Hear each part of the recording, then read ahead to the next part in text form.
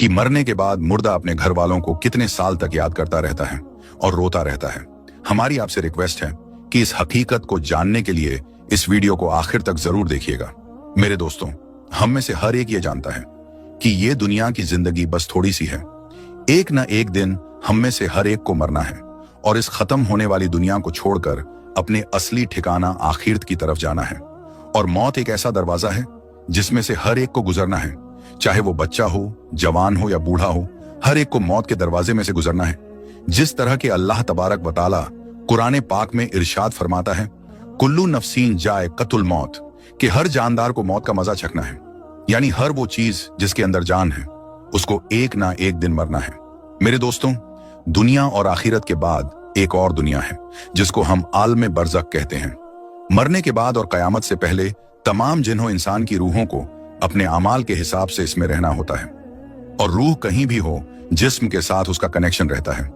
कब्र पर आने वालों को वो पहचानती है। और ये कहना कि फलां की रूह फलां के अंदर चली गई या इसने दोबारा जन्म लिया, ये अकीदा कुरानो सुन्नत के खिलाफ है। हदीस शरीफ में आता है कि जब मुसलमान मरता है तो उसके रास्ते खोल दिए जाते हैं कि जहां चाहे वो चला जाए।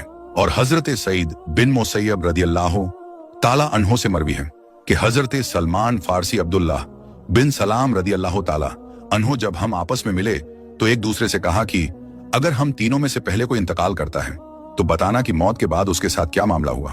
कहा, क्या जिंदे और मुर्दा भी मिलते हैं? तो फरमाया, हाँ, मुसलमान की रूह जन्नत में होती है और वो अपनी मर्जी से जहां चाहे जा सकती है। मेरे दोस्तों, अब सवाल ये है कि क्या मरने के बाद मुर्दे अपने घर वालों को याद करते हैं? जब किसी इंसान का इंतकाल होता है तो मरने वाले शख्स को यह मालूम होता है कि हम इस दुनिया से इंतकाल होकर आलम बरज़ख में आ गए हैं। और उसको ये सारी चीजें याद होती हैं कि हमारा घर है, मकान है, रिश्तेदार हैं और हमारे बहन भाई भी हैं और हमारी एक फैमिली है। और यहां तक कि जब इस मुर्दे की रूह निकल जाती है और उसको दफनाया जा रहा होता है तो फिर उस वक्त वो मुर्दा अपनी आंखों से सारी चीजें देख भी रहा होता है। यानी कि उसकी रूह तमाम चीजों को देख रही होती है और उसको पता होता है कि अब हमें कफन पहनाया जा रहा है और अब हमारे जनाजे को उठाया जा रहा है। लिहाजा नेक बंदे के जनाजे को लोग उठाते हैं तो वो कहता है, ऐ लोगों, जल्दी मुझे लेकर कब्रिस्तान की तरफ चलो और बहुत जल्द मुझे मेरे असली ठिकाने यानी कब्र के अंदर पहुंचा दो। क्योंकि उसको मौत पर ही पता चल जाता है कि उसके साथ आगे क्या होने वाला है। यानी आगे आने वाली जो मंजिलें हैं वो अच्छे हैं या मुश्किल हैं, सख्त हैं या आसान, उसको पहले से पता चल जाता है। क्योंकि रूह निकलते वक्त की जो तकलीफ होती है उसी से मरने वाले को यह अंदाजा हो जाता है और उसको यह मालूम हो जाता है कि उसका आगे क्या अंजाम होने वाला है।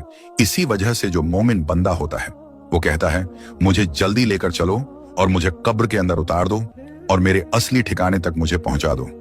क्योंकि हुजूर नबी करीम सल्लल्लाहु ताला अलैहि वसल्लम ने इरशाद फरमाया, दुनिया मोमिन के लिए कैद खाना है और काफिर के लिए जन्नत है।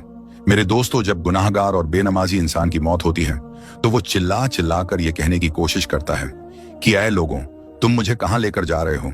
ऐ मेरे बच्चों, यानी कि वो अपनी फैमिली से कहता है कि मैंने अपने बच्चों के लिए बहुत ज्यादा कमाया, इनके लिए घर और मकान बनाया और अब तुम हमें हमारे घर से निकालकर अंधेरी कोठरी यानी कब्र के अंदर क्यों डालने जा रहे हो? उसे बहुत घबराहट होती है तो वो कहने की कोशिश करता है कि ऐ लोगों, मुझे मत लेकर जाओ। बहरहाल मेरे दोस्तों, उसको जब कब्र के अंदर रख दिया जाता है तो उसको ये पता होता है कि अब हम कब्र के अंदर हैं और हमारी फैमिली और हमारे रिश्तेदार उस पिछली दुनिया में हैं जहां पर वो पहले रहता था। इसी वजह से रिवायत में आता है कि जब कोई इंसान अपने किसी मुर्दे की कब्र पर जाता है तो वो मुर्दा उस कब्र पर आने वाले को पहचानता भी है कि ये हमारा फलाना शख्स है। अगर बाप कब्र के अंदर है तो वो पहचान लेता है कि हमारी कब्र पर आया है, ये हमारा बेटा है, हमारा भाई है, हमारा रिश्तेदार है। जिस तरह के हजरत अबू हुरैरा रदियल्लाहु ताला अन्हु से मरवी है कि नबी करीम सल्लल्लाहु ताला अलैहि वसल्लम ने इरशाद फरमाया कि तुम में से जब कोई शख्स अपने भाई की कब्र पर या फिर उस शख्स की कब्र के पास से गुजरता है जिसको वो दुनिया के अंदर जानता था और वो उसको सलाम कहता है तो वो उसका सलाम सुनता भी है और उसके सलाम का जवाब भी देता है और वो कब्र पर आने वाले को पहचानता भी है। और अगर कब्र पर उसका कोई प्यारा रिश्तेदार जाता है तो कब्र वाले को बहुत ज्यादा खुशी होती है। लेकिन अगर मुर्दा गुनहगार होता है और अपने गुनाहों की वजह से सजाएं भुगत रहा होता है तो वो कब्र वालों को पहचान कर भी उसकी तरफ कोई ध्यान नहीं देता, क्योंकि कब्र के अंदर उसकी जिंदगी बहुत कठिन हो जाती है और वो अजाब से परेशान हो रहा होता है। इसी वजह से उसका कब्र पर आने वालों की तरफ ध्यान नहीं होता। और जब हम किसी कब्रिस्तान पर जाते हैं और ये कहते हैं अस्सलामु अलैकुम या अहलल कबूर, तो वो कब्र वाले हमारे सलाम को सुनते भी हैं और हमारे सलाम का जवाब भी देते हैं।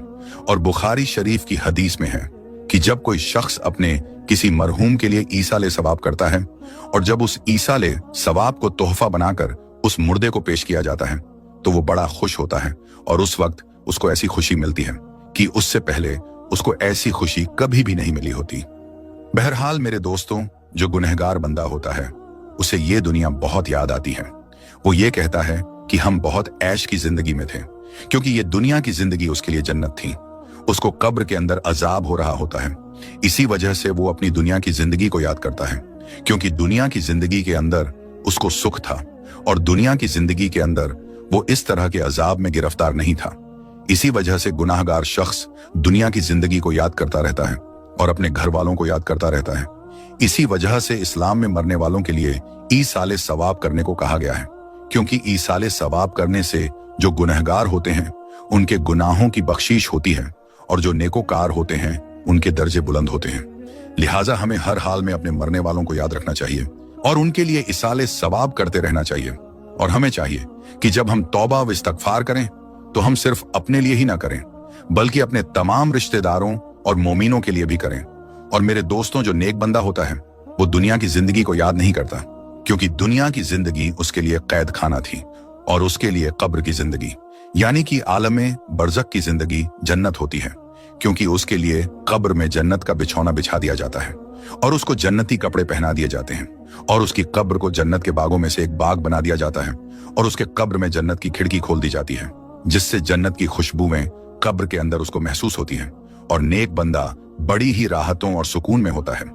इसी वजह से उसको दुनिया की और अपने घर वालों की किसी किस्म की कोई टेंशन और फिक्र और परेशानी नहीं होती, क्योंकि अब वो अपनी उस जिंदगी में होता है जिसके अंदर उसको राहत और सुकून होता है और जिसके अंदर उसको हमेशा हमेशा रहना है।